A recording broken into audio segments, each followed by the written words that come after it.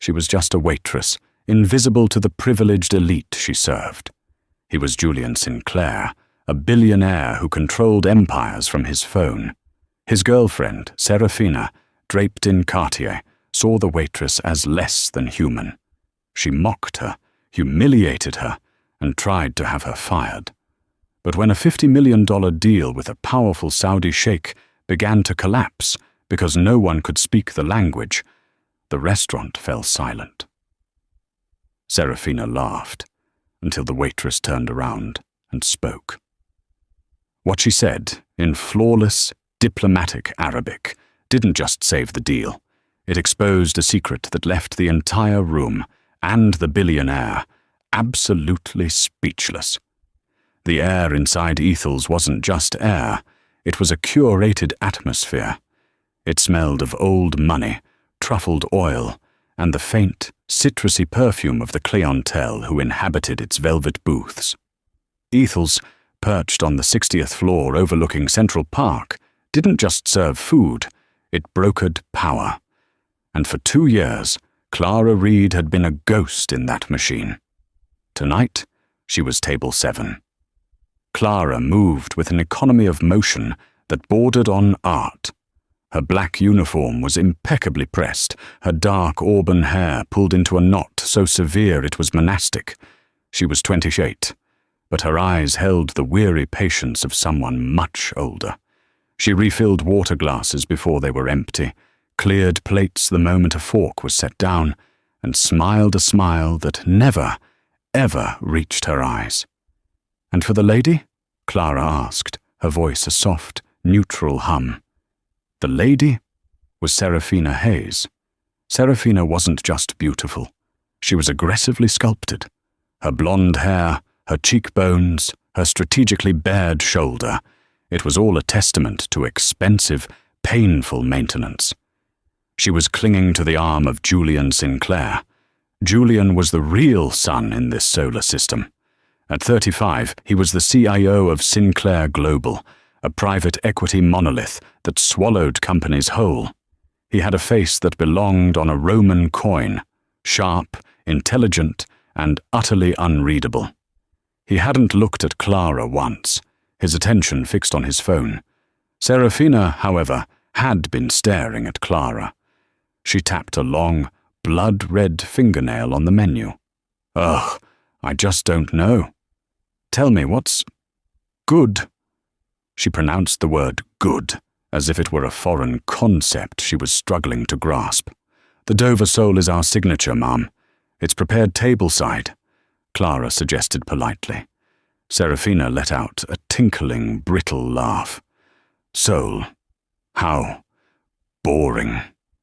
No, I want the tasting menu, but I don't want the 4th course. And the 7th course, the foie gras, I want it substituted with the lobster from the à la carte. And I don't like fennel. Tell the chef to remove all fennel from all dishes. Can your brain remember all that? Or should you write it down?" The insult was clear, designed to remind Clara of her station.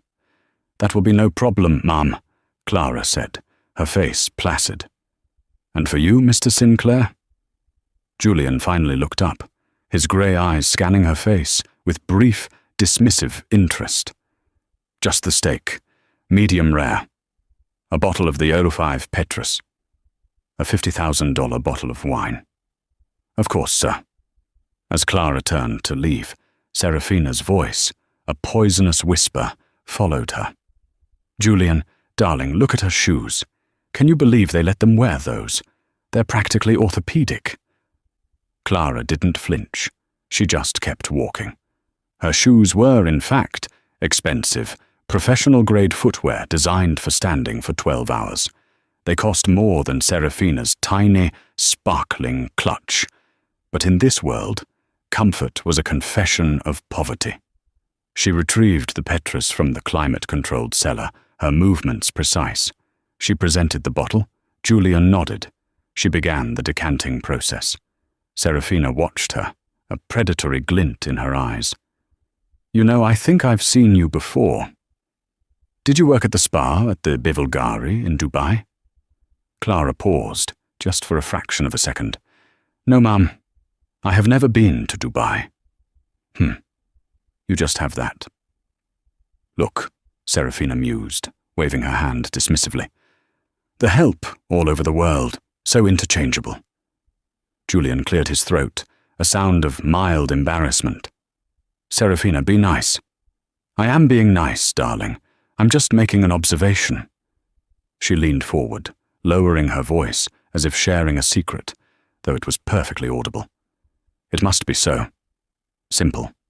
Just carrying plates. No thoughts in your head but duck or beef. I almost envy it. The sheer, blissful emptiness of it all." Clara finished decanting the wine. She poured a small tasting amount for Julian, who swirled it, sniffed, and nodded his approval. She then poured for both of them, her hand as steady as a surgeon's. "Will there be anything else, Mr. Sinclair?" she asked, her gaze fixed on him. "No, that's all." As she walked away, Serafina's voice carried again. "She's not even pretty. Just plain. You'd think for a place like this, they'd hire prettier waitresses. It ruins the ambiance." In the sanctuary of the service corridor, Clara closed her eyes for a single beat. She leaned her forehead against the cool steel of a wine fridge. She wasn't angry. She was just tired. She had analyzed geopolitical risk models for the Caspian Strategy Group. She had briefed 4-star generals. She held a PhD from Georgetown in Middle Eastern Studies, and Serafina Hayes thought she was interchangeable. Clara pushed off the fridge, her spine straightening. She was here for a reason. She was saving money.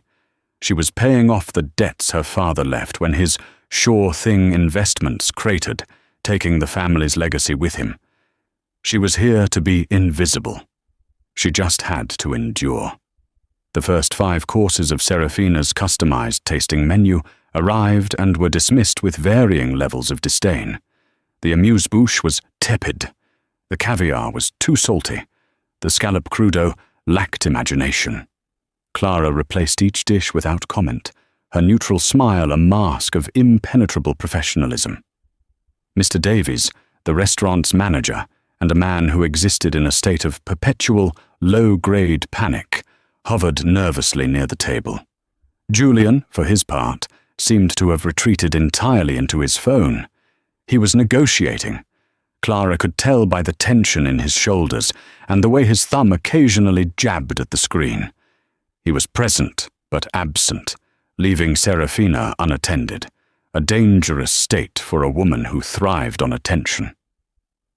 "This is unacceptable," Serafina announced, her voice rising just enough to turn the heads of the surrounding tables. Clara was instantly at her side. "Is there a problem with the lobster, ma'am?" Serafina pushed the plate away. "A problem? A problem? Look at this." She pointed to the rim of her champagne flute. It was a baccarat crystal flute, thin as a butterfly's wing.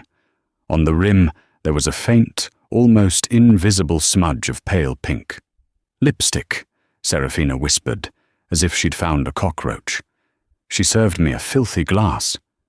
Clara looked at the glass. She knew with absolute certainty that the glass had been polished to perfection. She had inspected it herself. The pink was not her shade. It was, however, the exact shade of peony kiss that Serafina herself was wearing. It was a plant, a deliberate, petty act of sabotage. "I am deeply sorry, ma'am," Clara said, her voice dropping into a register of profound apology. "I will replace it immediately." "Oh, you'll do more than that," Serafina snapped. She waved her hand, summoning Mr. Davies, who scurried over, his face pale. "Mr. Davies, I am appalled," Serafina declared. "Your establishment charges what it does, and you employ staff who are either too incompetent or too dirty to provide clean glassware. I could get a disease." Julian finally put his phone down, his eyes dark with annoyance. "Serafina, for God's sake, It's a smudge. Just get a new glass." "No, Julian. It's the principal," she insisted, her voice trembling with manufactured outrage. "I come here, I spend your money, and I expect perfection. This waitress." She pointed a finger directly at Clara. "She's been rude to me all night. She has an attitude. I want her fired." The restaurant went quiet. This was no longer just dinner. It was a blood sport. Mr. Davies looked at Clara, then at Julian Sinclair, one of his biggest clients, and then at the furious Serafina. He was trapped. "Miss Hayes, please, I am sure it was an oversight," Davies stammered, wringing his hands. "An oversight? It's negligence. I want her gone, now, or I will make it my personal mission to ensure that every single person I know, from the Vanderbilts to the Rothschilds, knows that Ethels is serving filth." Clara stood motionless. She did not defend herself. She did not point out the impossibility of the smudge. She simply waited. To fight back was to lose. Julian sighed, rubbing the bridge of his nose. This was a distraction he didn't need. "Serafina, you're making a scene." "I'm making a point."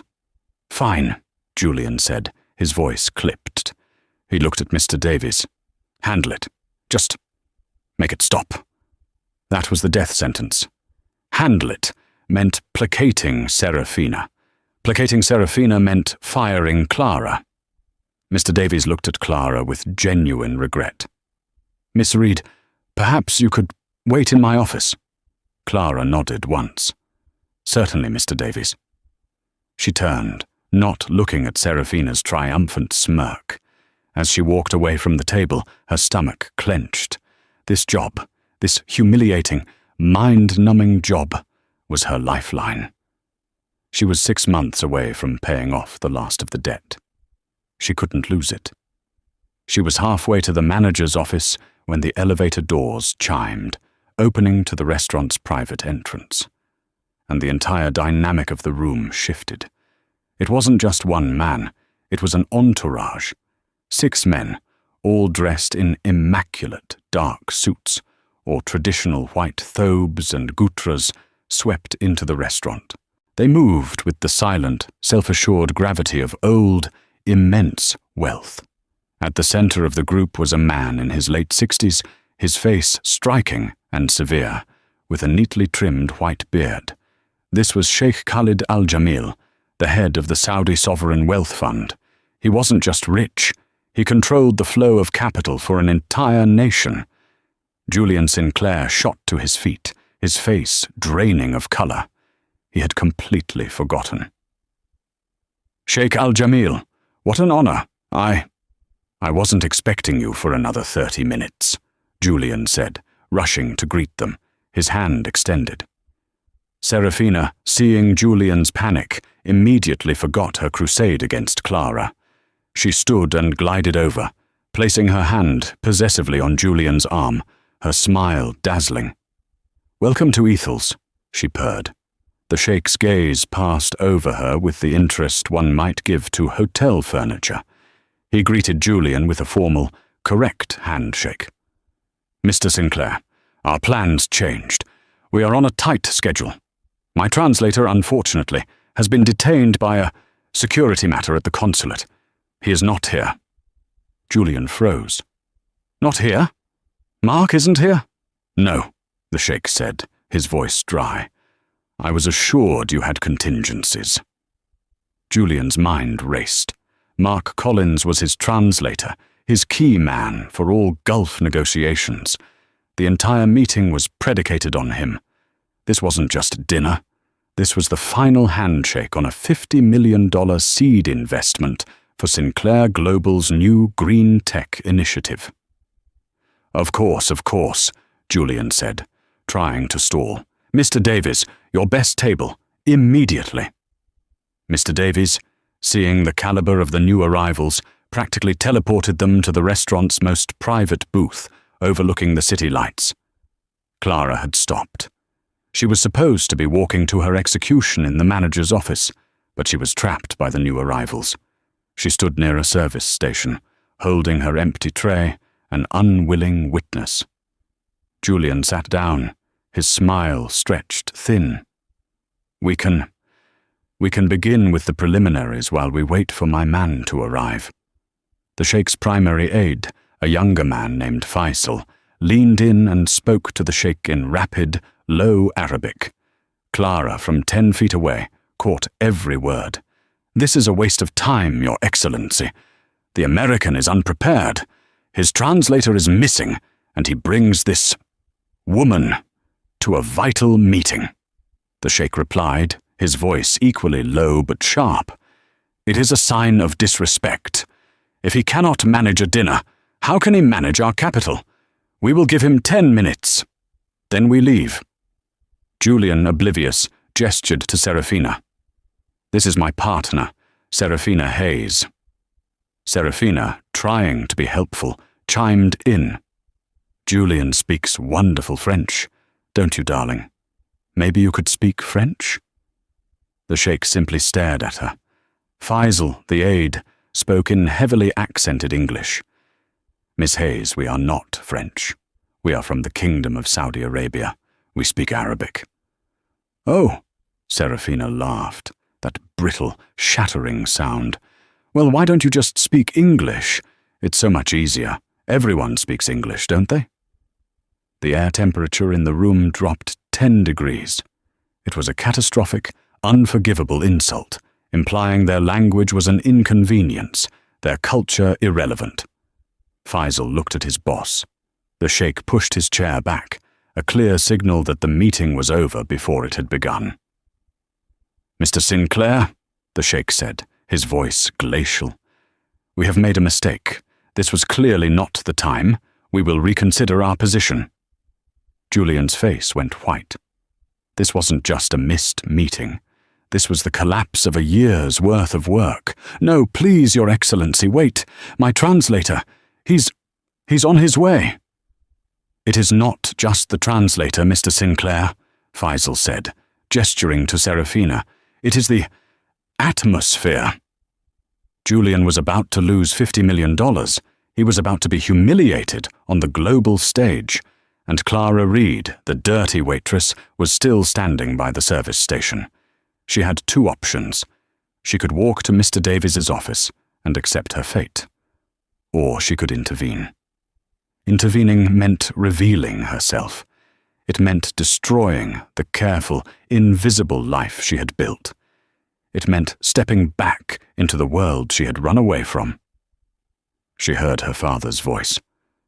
"Never let a bully win, Clara, and never, ever waste a crisis." She set her tray down on the service stand. The small clack of silver against wood sounded like a gunshot in the silent room. Clara turned. She did not walk toward the manager's office. She walked directly toward the private booth. Julian saw her approaching, his eyes flashing with fury. "Not now," he hissed, thinking she was coming to argue her case. Serafina saw her and sneered. "Are you deaf? I said go! You're fired!" Clara ignored them both. Her entire focus was on the Sheikh, who was now standing, ready to leave. She stopped a respectful 5 feet from the table. She inclined her head. And then she spoke. Her voice was no longer the soft, neutral hum of a waitress. It was crisp, clear, and resonant. She spoke in perfect, formal, classical Arabic, not the common street dialect, but the language of diplomats, scholars, and royalty. "Ahlan wa sahlan, ya shuyukh. Al-Istad Sinclair yatarid, eyan hadha al-khata, al-fanni gair al-maqsood." "Welcome, honored sheikhs. Mr. Sinclair apologizes for this unintended technical error." The entire room froze. Julian Sinclair, who didn't speak a word of Arabic, recognized the sound of authority. He stared at Clara, his mouth slightly open. Serafina's smug smile collapsed, replaced by a mask of stunned, uncomprehending confusion. What did she just say?" Sheikh Al-Jamil stopped. He slowly turned his head to look at Clara. His eyes, sharp and assessing, raked over her. He saw the cheap black uniform, the apron, the severe hair. And he heard the voice of a Georgetown academic. The cognitive dissonance was staggering. His aide, Faisal, replied first, his voice sharp with suspicion. "Wa anti man anti." "And you, who are you?" Clara met his gaze. "Ana huna lil musayadat fakat. Hadhahi al-layla. Asmi Clara. I am only here to help. Tonight, my name is Clara." She deliberately used the formal ismuk, "my name is," rather than the subservient, "I am just a waitress." She then turned her full attention to Sheikh Khalid, seamlessly shifting her dialect to the subtle, respectful cadences of the Najdi region, his home. "Yatawil al-Yumr." "Oh, long-lived one," she began, using the highest form of address. "Lam yakun min al-niyat ihanatuk. Al-ghurur hu marid yusib al-daifin. ولا يعرف الصغيرون قيمة اللغة القديمة. It was not the intention to insult you. Arrogance is a sickness that afflicts the weak, and the ignorant do not know the value of an ancient tongue. She had, in one sentence, apologized for Serafina, dismissed her as an irrelevant, ignorant child, and paid homage to his language, all without missing a beat. The Sheikh's eyebrows rose. A flicker of deep, genuine interest crossed his face. He looked at Julian, then back at Clara. He sat back down. Faisal, astonished, also sat. The rest of the entourage followed. Sheikh Khalid looked at Clara. "Tatakalamin alugat ka ibnat ahdi al-kabail. Aina talamti?" "You speak the language like a daughter of the tribes. Where did you learn?" "Darastuha fi Washington, ya shuyuk. لكني تعلمتها هكان في الرباع الخالي وأنا أكتب بحثي عن سياسة النفط. I studied it in Washington, Your Excellency, but I truly learned it in the empty quarter while writing my research on oil policy. Julian, watching this exchange, felt the world tilt. Washington? The empty quarter? Oil policy? He looked at the woman he had dismissed as furniture, who was now holding the attention of one of the most powerful men in the world, and felt a profound, unnerving shock. Serafina, finally processing what was happening, grabbed Julian's arm. "Julian, what is going on? What is this circus? Make her stop." "Quiet," Julian snapped, his eyes never leaving Clara. Clara turned her head slightly toward Julian.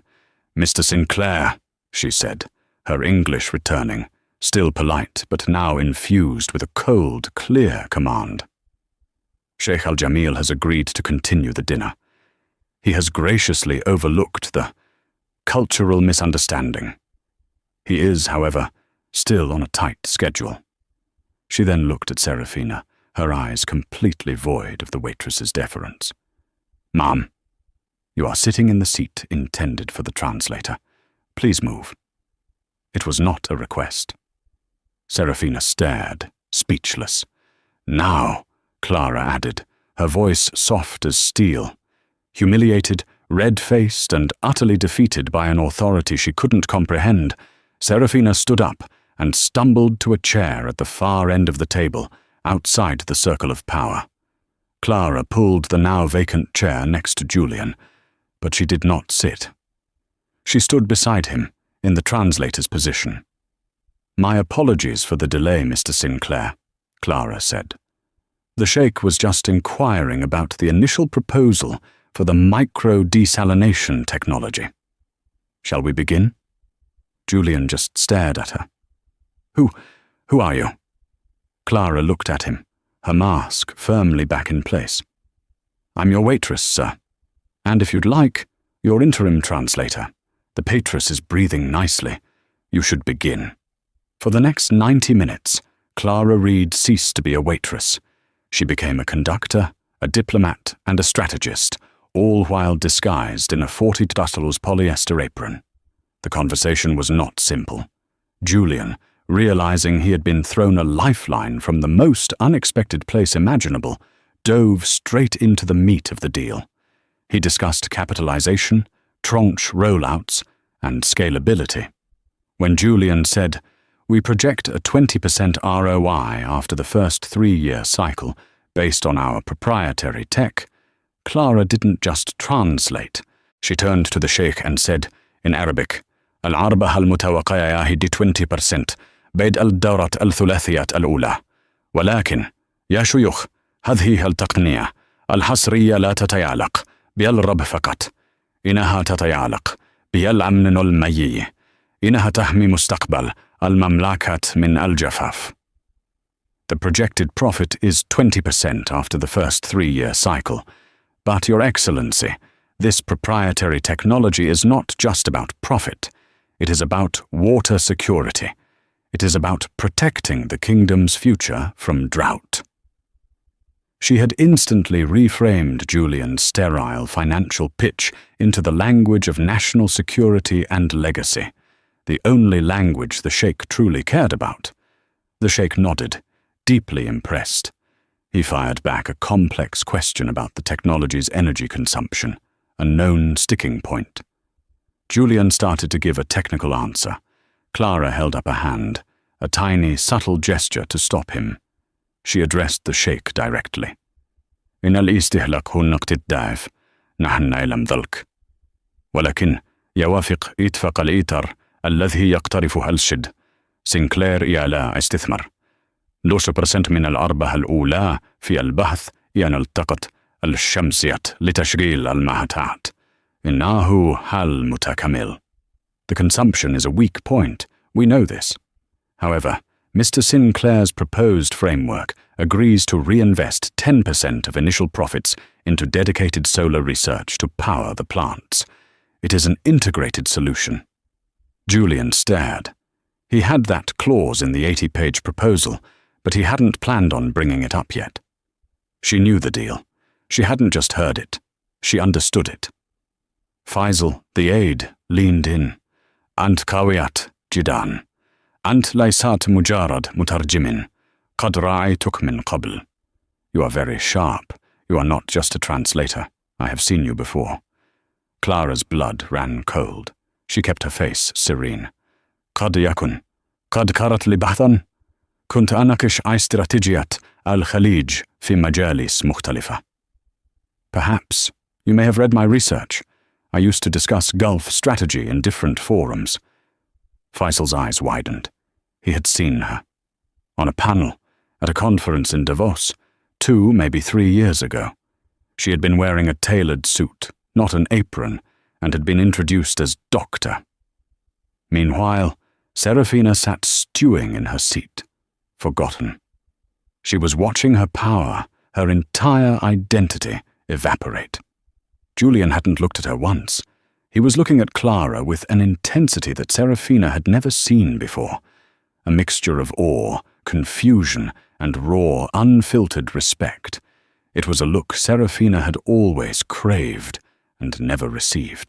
Finally, after a long, complex discussion on intellectual property rights, Sheikh Khalid smiled. It was a small tectonic shift of his features, but it lit up his eyes. He spoke in Arabic. "Clara. إخبري السيد سينكلير أننا موافقون. لا أريد 5 مليوناً. أريد 100. "Clara, tell Mr. Sinclair we are agreed. I do not want 50 million. I want 100. Clara's composure was flawless. She didn't gasp. She didn't celebrate. She simply turned to Julian. "Mr. Sinclair, the Sheikh is pleased with the proposal's alignment to his national security interests." Julian let out a breath he didn't know he was holding. "Thank God. So we're good? The 50 million is in?" Clara looked at him. "No, sir. The 50 million is not in. He would like to double his initial investment. He is offering $100 million, provided you can guarantee the solar reinvestment framework we discussed." Julian's glass of water stopped halfway to his lips. He slowly set it down. He had just been handed his biggest win of the decade, by his waitress. "Yes," Julian said, his voice hoarse. "Yes, absolutely. Tell him yes." Clara translated the acceptance. The sheikh stood. Julian stood. They shook hands, a firm, binding gesture. "Mr. Sinclair, the sheikh said in English. "Your team is full of surprises. This," he gestured to Clara, "is your most valuable asset. Do not lose her." I won't, Your Excellency," Julian managed. As the entourage filed out, Faisal, the aide, paused beside Clara. He bowed slightly, a gesture of profound respect. "Dr. Reed," he said, so quietly only she could hear. "Kan sharafanli. Atakadtu anaki aichtafaiti." "Dr. Reed, it was an honor. I thought you had disappeared." "Kuntafol," she replied. "Shukran." "I was, thank you." He nodded and was gone. The booth was silent.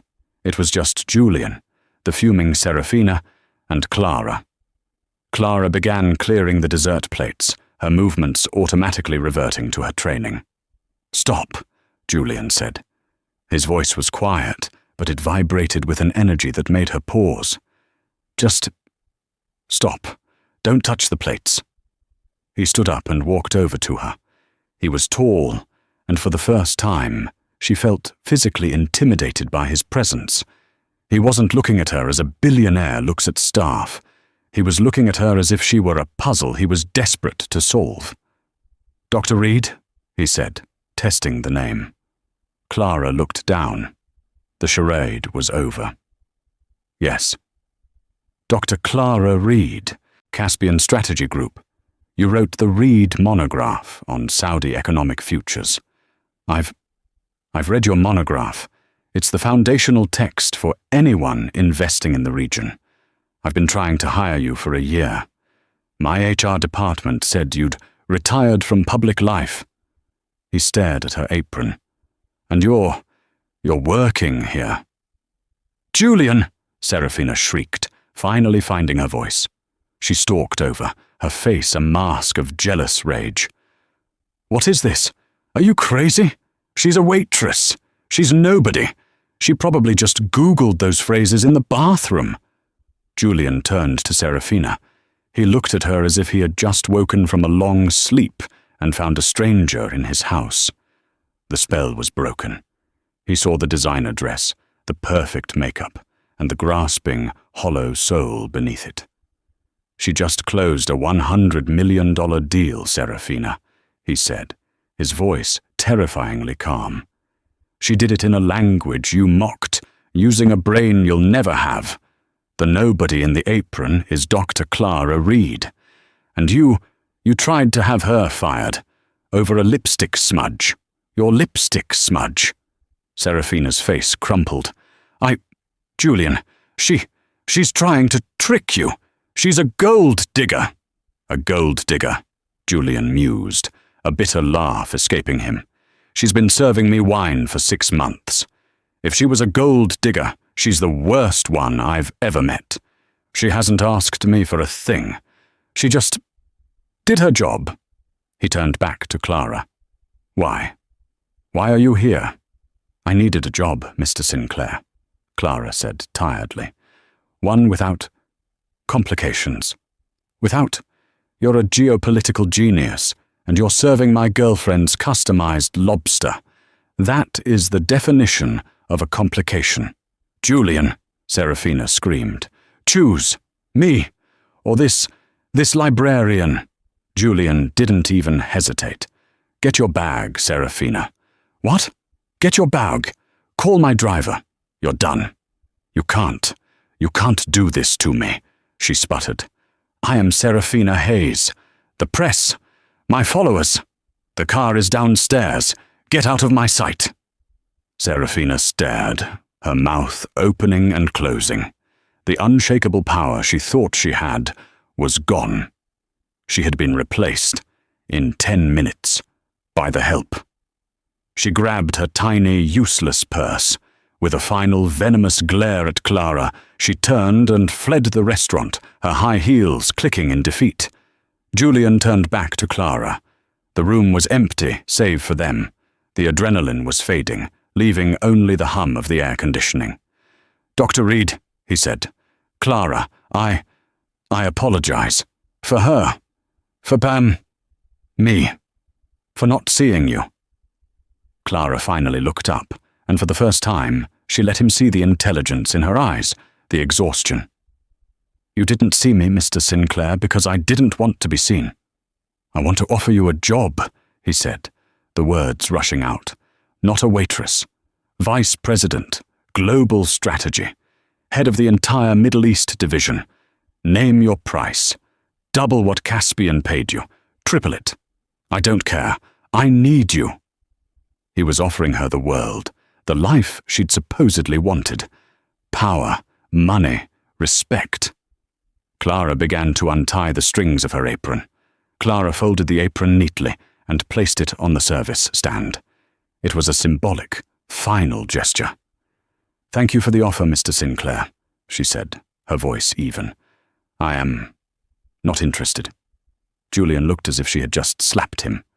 Not interested. Did you hear me? I said triple. I heard you, and I decline." "I don't understand," he said, genuinely baffled. "You're Dr. Clara Reed. You belong in a boardroom, not this. What are you doing with your life?" "I'm living it," she said. "The life you and Serafina were mocking. The simple one. The one where I don't have to manage the egos of men who think they own the world. The one where I don't have to spend my days convincing billionaires not to make catastrophic, greedy mistakes. The one where I don't get 3 a.m. phone calls because a trade war has destabilized a region I warned them about 6 months earlier." Her voice was quiet, but it cut through his certainty. "I left that world, Mr. Sinclair, because it cost me everything. It cost me my health. It cost me my father." Julian's expression softened. "Your father?" "My father was a lot like you," Clara said, her gaze distant, remembering. "Robert Reed, of Reed and Associates. He lived for the deal. He flew too close to the sun, made one too many leveraged bets, and when the market turned, he was wiped out, utterly. He died of a heart attack 3 weeks later, leaving me with a mountain of debt and a name nobody in finance would touch." Julian winced. He knew the name. Robert Reed's collapse had been legendary. "I see," he said quietly. "No, you don't," Clara countered. "You see a tragedy. I see a liberation. He was free, but I was still chained to his legacy. My brilliant career at Caspian. It didn't pay enough to even touch the interest on his debts. The banks were seizing everything. Our home, his art, everything." She took a breath, so I disappeared. I sold my condo in Georgetown. I put my PhD in a storage unit, and I took a cash job where I could make $3,000 a week in tips, tax-free, under a different name. A job where I could be invisible. A job that would let me pay off the sharks my father owed, one envelope of cash at a time. "You've been waitressing to pay off predatory lenders." The idea was so alien to him, a man who dealt in billions, that he couldn't grasp it. "I just made my final payment. Last Tuesday," she said. A small, real smile finally touched her lips. "This was my last week. I was going to give Mr. Davies my notice tonight." The irony was staggering. Serafina's tantrum had been for nothing. Clara was already leaving. "So the humiliation," Julian started. "Tonight. You endured that for my freedom," Clara finished. "You don't know what it's like, Mr. Sinclair, to be truly free." "I do. It costs exactly 2 years of your life and all of your pride, and it's worth every single second of being called interchangeable by women like Serafina Hayes." She picked up her simple black bag from a locker in the service corridor. "So, no," she said, facing him. "I don't want your job. I don't want your money. I don't want to be your most valuable asset. I am not a stock to be traded, Mr. Sinclair. I'm just Clara, and I'm finally done." She started to walk toward the staff exit. "Wait!" Julian called, following her. He was desperate. It wasn't about the deal, not anymore. It wasn't about hiring her. It was something else. He felt as if he were watching something rare and vital slip through his fingers. "Where are you going?" he asked. "Home. A small studio apartment in Queens that I own outright. Tomorrow I'm going to the library. I'm going to read a book that has nothing to do with economics. And the day after that, I'm starting my real work." "What real work?" Clara paused at the door. "I'm setting up a non-profit, a consulting group that provides pro bono geopolitical and economic advice to humanitarian aid groups working in conflict zones. The people who actually need it. The ones who can't afford a Dr. Reed." She looked at him, and her eyes were not angry. They were just clear. "That's my plan. It's small and it's simple, and it won't make me a single dollar. And it's the only thing I've ever wanted to do." She opened the door to the stairwell. "Clara," he said, his voice raw, "don't go. Good night, Mr. Sinclair. Thank you for the entertainment." The door clicked shut, leaving him alone in the opulent, empty dining room, the $100 million deal feeling like ashes in his mouth. Julian Sinclair did not sleep. He went back to his penthouse, a glass and steel monstrosity overlooking the city, and felt nothing. He had won. He had secured the deal, doubled the investment, and cut the toxic influence of Serafina from his life. It should have been a victory. Instead, all he could see was Clara Reed's face, the profound, weary intelligence in her eyes, and the quiet dignity with which she'd refused him. She hadn't just refused his money. She had refused his world. She had judged it, and him, and found them lacking. And the worst part? He knew she was right. He spent the night reading her monograph again. It was brilliant, sharp, insightful, and predictive. She had called the 2023 energy crisis to the letter, and she was serving scallops. Meanwhile, Serafina Hayes was not sleeping either. But she was not reflecting. She was plotting. She had been publicly, brutally humiliated. She had been dismissed. In her world, there was no greater sin. Her calls to Julian went straight to voicemail. She was locked out of the penthouse. The credit cards he supplied were already declined. She was in a free fall, and she was going to burn down the person responsible, Clara. At 4 a.m. she picked up her phone and called a number she kept for emergencies. It belonged to a man named Marco, a sleazy freelance paparazzi who owed her a favor. "Marco, darling, it's Serafina." "Yes, I'm fine. Listen, I have a story for you. A big one. It involves Julian Sinclair and a new woman. No, not a model. A waitress. At Ethel's. Her name is Clara Reed. Yes, R-E-E-D. I want everything you can find on her. I want to know where she lives, who she's dated, what she ate for breakfast. I want dirt, Marco, and I want you to make her famous, in the worst way." By 7 a.m., Marco had pictures. He was good. He had followed Clara's bus route, snapped her walking into her modest apartment building in Astoria, Queens. He dug into her background. He found the connection to Robert Reed's bankruptcy. By 9 a.m., Serafina had what she needed. She didn't just want to expose Clara. She wanted to frame her, to paint her as the very thing Serafina herself was. A gold digger. She made another call, this time to a notorious gossip columnist at a bottom-feeding tabloid. "It's an anonymous tip," Serafina cooed. "Julian Sinclair's new mistress is a bankrupt waitress named Clara Reed. She's the daughter of that Robert Reed. She planted herself at Ethel's to trap him. She staged a public scene last night. Oh, it was terrible. She got me thrown out. She's a schemer, a social climber of the worst kind. Yes, I have pictures of her humble apartment. It's all part of the act." By noon, the story was online. Billionaire's new flame, bankrupt waitress, traps Sinclair. "She's a schemer," says source. The story was vicious. It painted Clara as a desperate, manipulative predator who had used her fallen status to entrap one of New York's richest bachelors.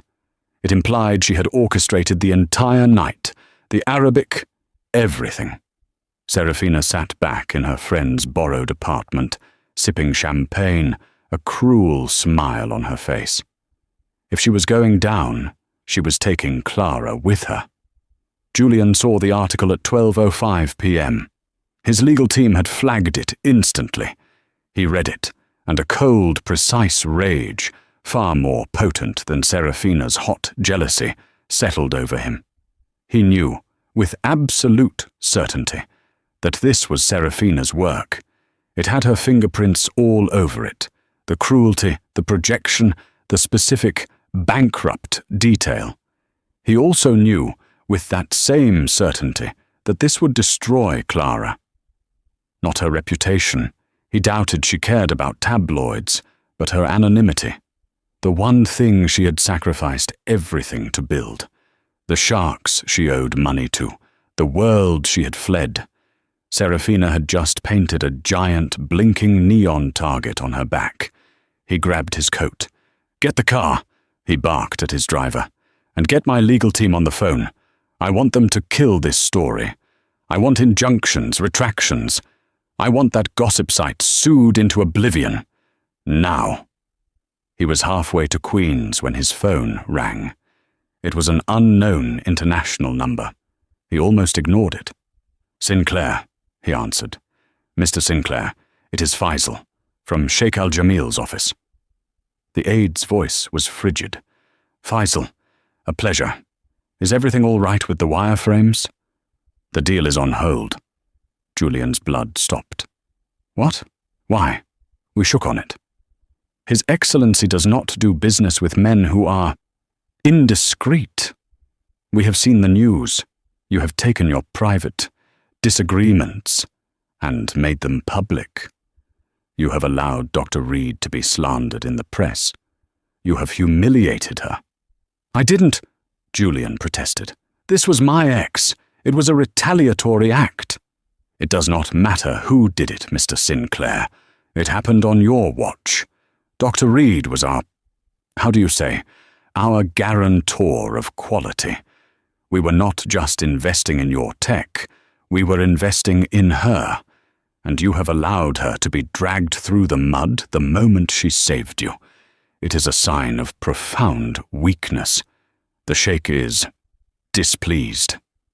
Julian realized the catastrophic miscalculation. The Sheikh didn't just respect Clara, he revered her.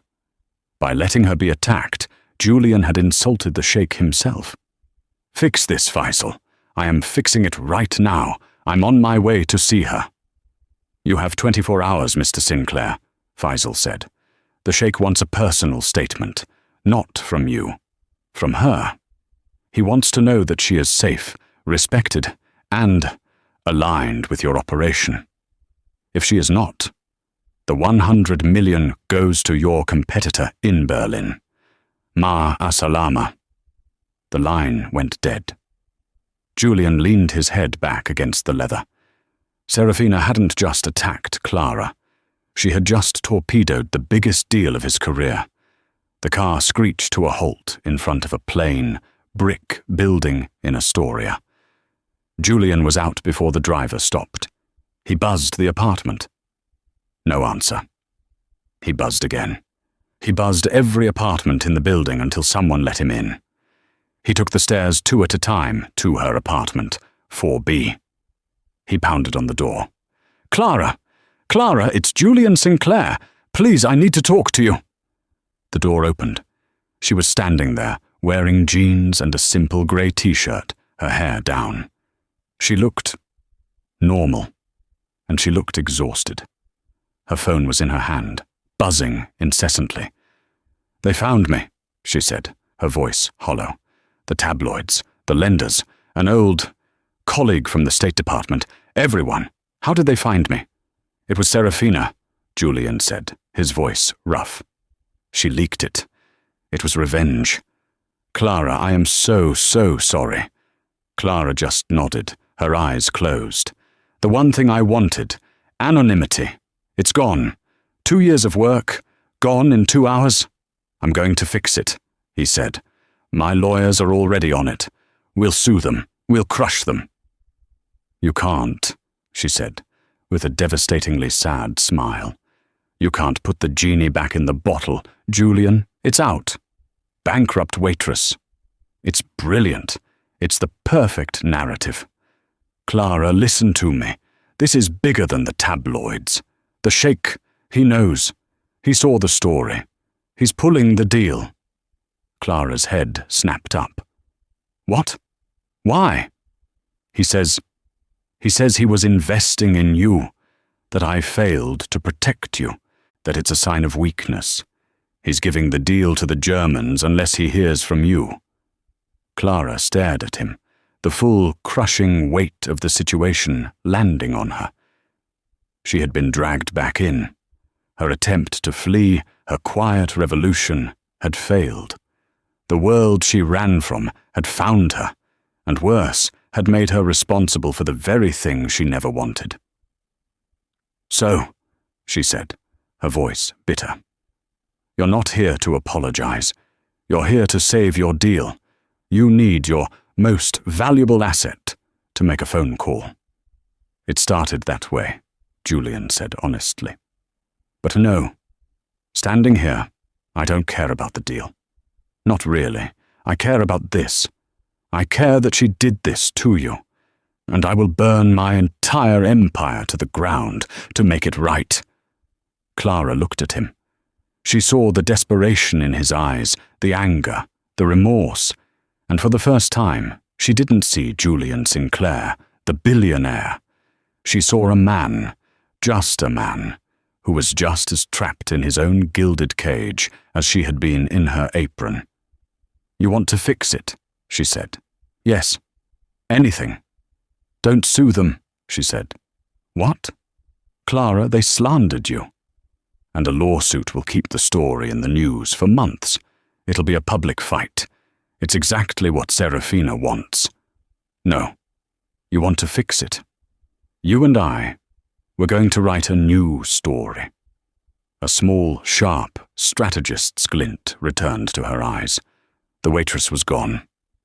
Dr. Reed was back. Get your phone out, she commanded, and call your PR department. We're going to hold a press conference today. 4 hours later, Julian Sinclair stood at a podium in the lobby of his own building, Sinclair Tower. The room was packed. The story of the bankrupt